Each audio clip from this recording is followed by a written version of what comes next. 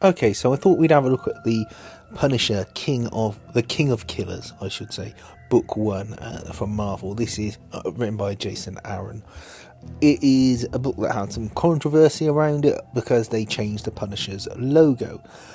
There's the logo there that they changed it to. It's a sort of Japanese ninja-inspired version, but it's still a skull on a black background, so I don't think it's too much of a change.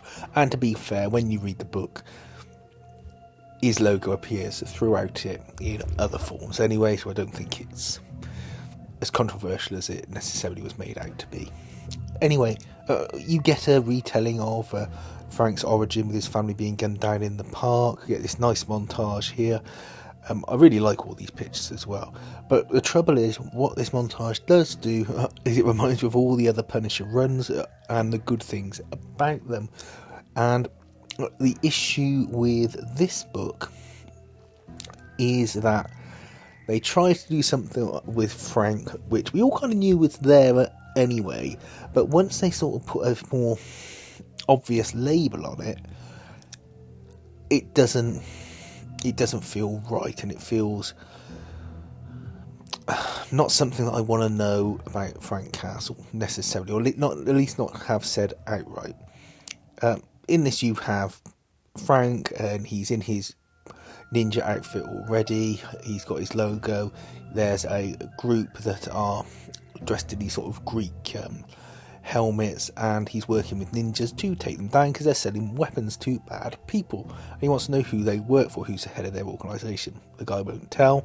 Also, he goes back to a compound in the middle of nowhere, and you'll get this narration, and you find out that Frank is working with the Hand.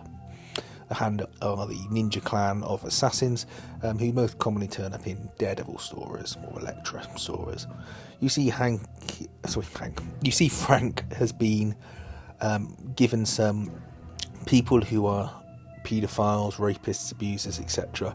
That the Hand have gathered up while he was doing his other job, and he's executing them. He's fully beheading them, and he does all this himself. And you find out that he was captured by the Hand, and they want him to be what's called the Fist of the Beast, which is the god that the Hand worship. And you find that by killing so many people, he's essentially set himself out as being the king of killers, and they want him to be the Fist of the Beast. And you find out that the reason he's doing all of this is because the Hand, who have powers to bring people back to life, have brought his wife back from the dead.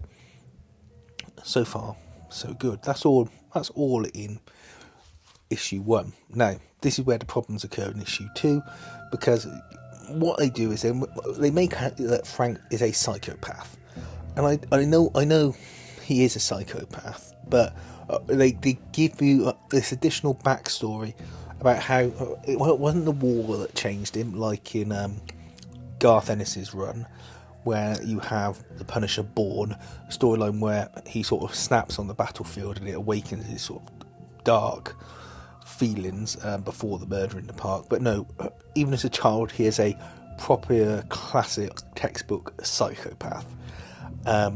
He's injuring small animals. He's kills his first man at the age of 10. He's got these proclivities, and to be honest, I don't think it works saying that out loud with Frank Castle.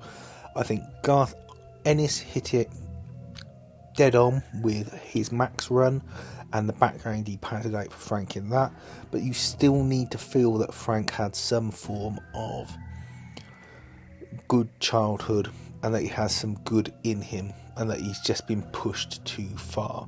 Not that he is a full-on, straight out of the womb, serial killing psychopath. And that's where I think the book falls down. I like the epic collections with the Punisher. I like the Max runs with the Punisher. I like the more modern runs with the Punisher. King of New York and that.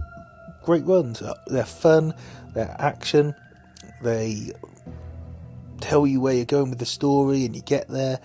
They don't get too heavy, the more modern runs, and that's fine. The Punisher is an action film. The Punisher is violent. He's sort of a revenge-o-matic kind of guy. It's what it is.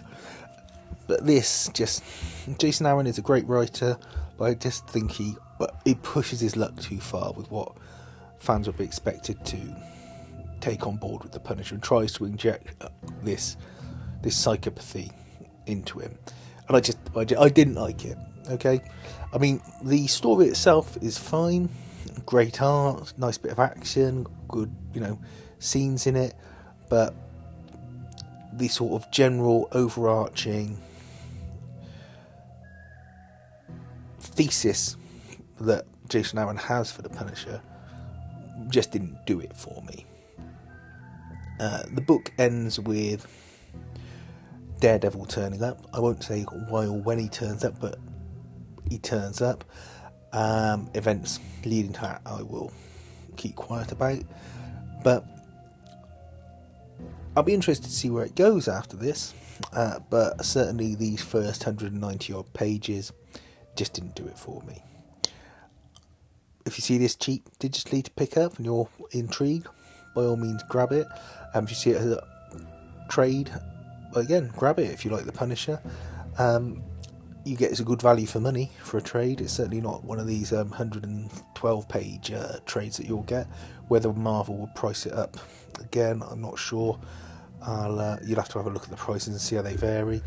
But it's